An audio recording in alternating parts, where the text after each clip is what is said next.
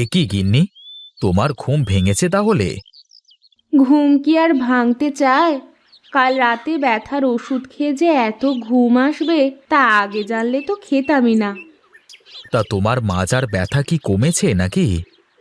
তা মনে হয় একটু কমেছে গো। যাই, আমি আমার কাজ শুরু করি। দেখো গিন্নি, গরুটা কদিনে বেশ ভালোই তাজা হয়েছে। ভালো করে খাওয়ালে খুব তাড়াতাড়ি আরো বড় হয়ে যাবে। সব জমানো টাকা দিয়ে এই গরুটা কিনেছি, একটু ভালো করে খেয়াল রাখতে হবে।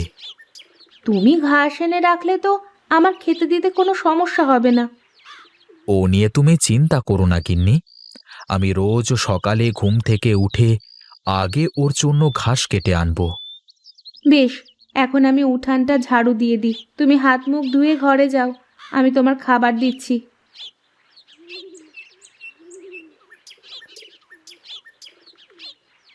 কি দাদা, এই সকাল করে পুকুর পাড়ে একা একা দাঁড়িয়ে আছো কেন? এই বৌদি কি বকেছে নাকি শুনি? আরে না না, তোর বৌদি তো আমার চোখের দিকে তাকিয়েই কথা বলতে পারে না, সে আমাকে কি বকবে? আজকালকার কথা তো আর বলা যায় না। বিয়ের পরে সবাই তো বউয়ের গোলাম হয়ে যায়। সে যারা হয় তারা হয়, সবাই কি আর সমান নাকি? তা তুই হঠাৎ কি মনে করে এখানে বল দেখি। আসলাম এক বিশেষ কাজে দাদা। এখন তুমি যদি বলো তাহলেই এই কাজটা করা সম্ভব হবে। বেশ বেশ, তাহলে বলে ফেল দেখি, আগে শুনি। দাদা, আমার মাথায় একটা বুদ্ধি এসেছে। আমাদের গাঁয়ের সব লোকজন বাজার করতে তো এই বন জঙ্গল পাড়ি দিয়ে কাঞ্চনপুরের হাটে যায়, তাই না? এই এত বড় গাঁয়ে আমরা চাইলে তো একটা হাট বসাতে পারি নাকি? তা কথা তো মন্দ বলিসনি রে, তবে হাট বসাতে হলে যে একা একা হবে না, গাঁয়ের সব মানুষের কাছে শুনতে হবে, বাজারে জায়গা লাগবে, ব্যবসা করবার লোক লাগবে। ওসব ওসব হয়ে যাবে দাদা। আমরা যদি আমাদের জমির চাষের সব ফসল বাজারে না নিয়ে গিয়ে এক জায়গায় বসি, তাহলে গাঁয়ের লোকজন সবাই সেখানেই কিনতে চলে আসবে, বুঝলে? ঠিক আছে, তাহলে আমি আগে পঞ্চায়েত প্রধানের কাছে শুনে দেখি সে কি বলে, তারপর তোকে জানাবো। ঠিক আছে দাদা, তাহলে এখন আমি চলি। তুমি যাই হোক আজকের মধ্যে জানাবে কিন্তু, হ্যাঁ?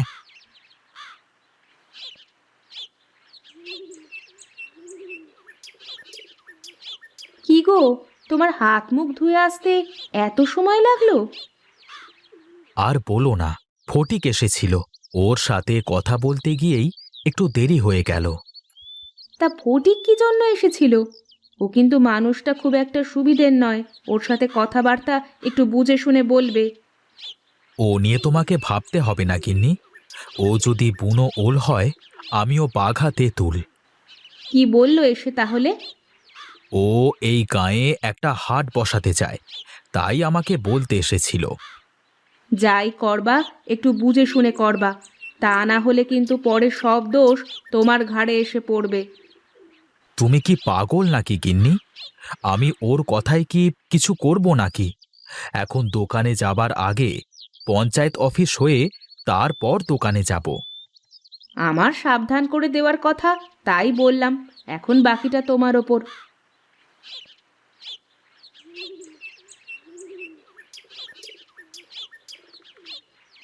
কি রে গণেশ, এখানে একা একা দাঁড়িয়ে কি করিস? কি আর করব দাদা, একলা একা দাঁড়িয়ে আছি।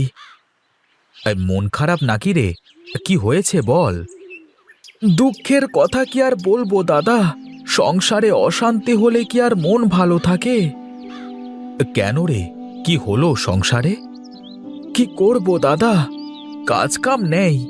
কাঞ্চনপুরের হাটে ব্যবসা করতাম, তাও এখন বন্ধ। কেন রে, ব্যবসার আবার কি হলো? ওই হাটে আর ব্যবসা করা যাবে না দাদা, জানে বেঁচে থাকলে তো কত কিছুই করতে পারবো। কি বলিস রে, জানে বেঁচে থাকলে মানে? হ্যাঁ দাদা, একটু রাত হলেই বাজারের পথে বনের মধ্যে ডাকাতের দল ওত পেতে থাকে। মাঝে মধ্যেই তো সবার থেকে টাকা পয়সা ডাকাতি করে নেয়, অনেকের তো জানই নিয়ে নেয়। এ তো খুবই খারাপ কথা। চল দেখি পঞ্চায়েত অফিস থেকে একটু ঘুরে আসি।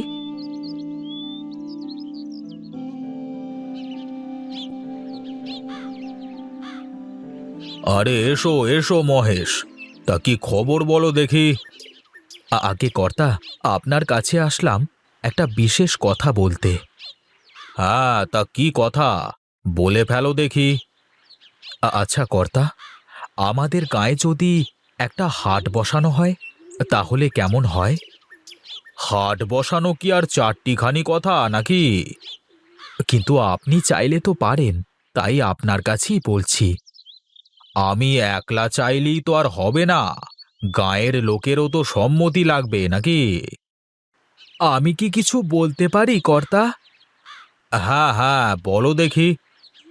কাঞ্চনপুরের হাটে এখন আমাদের গাঁয়ের লোক খুব কম যেতে চায়, আর তাছাড়া সবারই তো জানের ভয় আছে। এ কি কথা? আগে তো এমন কথা কখনো শুনিনি। হ্যাঁ কর্তামশাই, আমিও শুনিনি। তবে ওদের সবার মুখে এখন শুনলাম যে একটু সন্ধ্যা হলেই নাকি বনের ভেতরে ডাকাত দল হানা দেয়। তাহলে তো বিষয়টা ভালো করে খতিয়ে দেখতে হয়। আচ্ছা, তোমরা এখন যাও তাহলে, আমি দেখি খোঁজ খবর নিয়ে। হ্যাঁ ঠিক আছে কর্তামশাই, তাহলে আমরা চলি। আর আপনি সবকিছু ভালো করে ভেবেচিন্তে একটু দেখবেন। হ্যাঁ,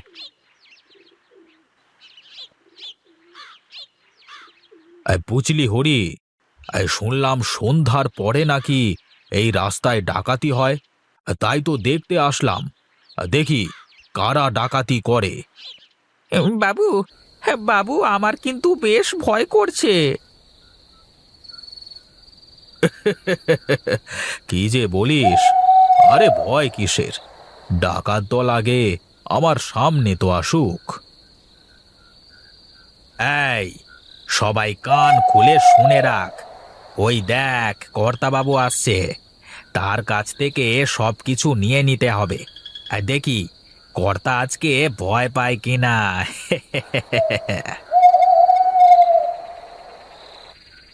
এ কি কারা তোমরা? কি চাও আমার কাছে? হরি, আরে এই হরি, কোথায় গেলি তুই? আগে আগে আমি আপনার পেছনে আছি কর্তা। হ্যাঁ বাবারে।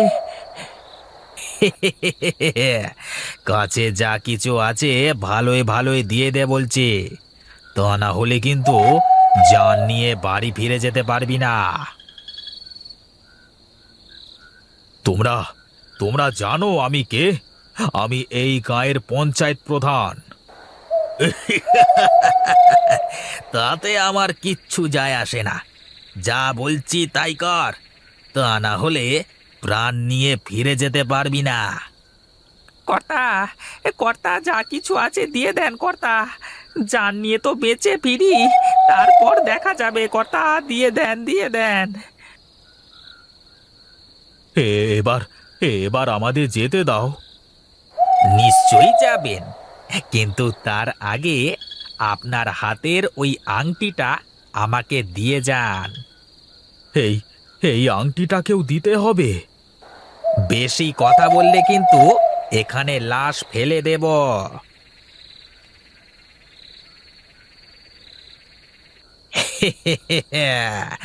এবার দেখি আমার কথা সবাই শোনে কি না।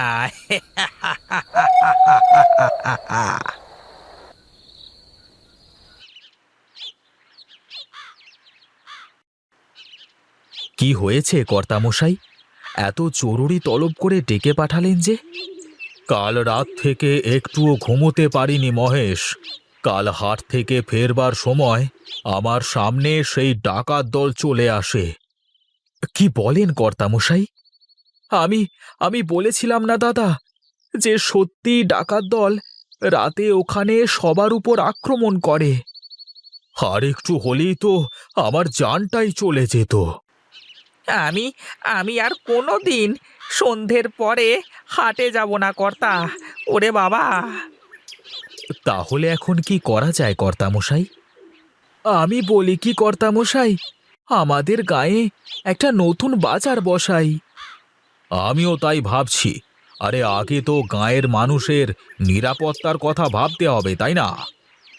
বেশ, তাহলে গাঁয়ে নতুন বাজার বসানো হোক, কিন্তু বাজারে জায়গাটা কোথায় হবে শুনি?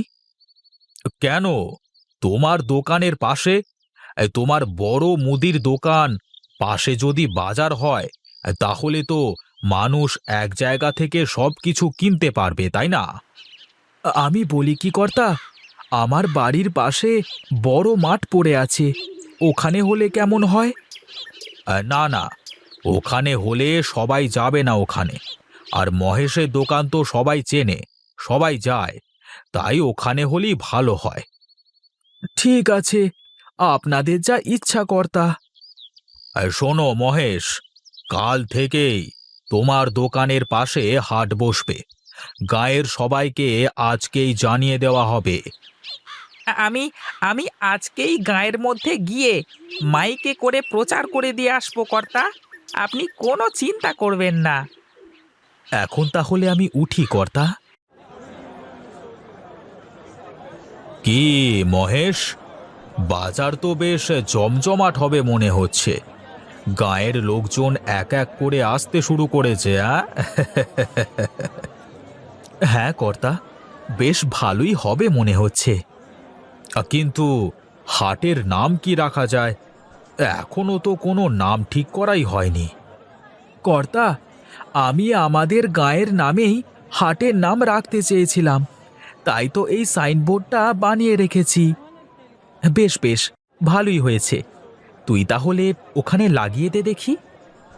বাহ বাহ বাহ বাহ বাহ, ভালোই হবে। হ্যাঁ, বেগুন তলার হাট হাটের সাথে সাথে আমাদের গাঁয়েরও নাম হয়ে যাবে। দে দে ফটিক, ওটা ওখানে ঝুলিয়ে দে দেখি। আজ থেকে আমাদের গাঁয়ে নতুন বাজার হয়ে গেল, আর কাউকে কষ্ট করে ওই দূরের বাজারে যেতে হবে না। আগে কর্তা, আর কষ্ট করে চা খেতে আপনাকে বাজারে যেতে হবে না। এখন থেকে আমার দোকানে চলে আসবেন।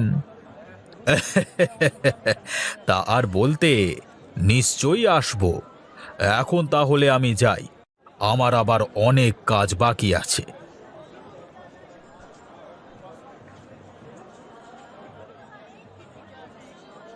দেখো দেখো দাদা, মহেশ তার কপাল তো খুলে গেল। এ পোড়া কপাল আমার! গায়ে হাট বসানোর জন্য সব কিছু করলাম আমি, আর কপাল খুলল মহেশের। এই ভুল করেও এ কথা আর মুখে এনো না ফটিকদা।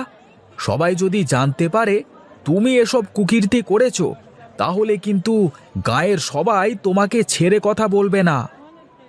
কে বা জানে, তুই যদি না বলিস তাহলে আর কেউ বলবার সাহস পাবে না। আমাকে তুমি বিশ্বাস করো দাদা, আমি কোনো দিন কারোর কাছে বলবো না। তবে হ্যাঁ, তোমার এই বুদ্ধিতে কিন্তু গায়ের লোকের অনেক বড় উপকার হয়েছে। তাতে আমার কি? আমার তো আর কোনো উপকার হলো না। ভাবলাম আমার ওই খালি মাঠে হাট বসলে অন্তত সবার থেকে খাজনা তো নিতে পারবো। চিন্তা করো না দাদা, এই বেগুনতলার হাট একদিন তোমারই হবে। একটু সবুর করো আর দেখে যাও। কি বলিস রে? কিভাবে হবে? সব কথা বলে দিলে তো হয়েই গেল। তুমি শুধু মহেশদার সাথে একটু ভালো যোগাযোগ রাখো, আর বাদবাকি আমি দেখে নেব।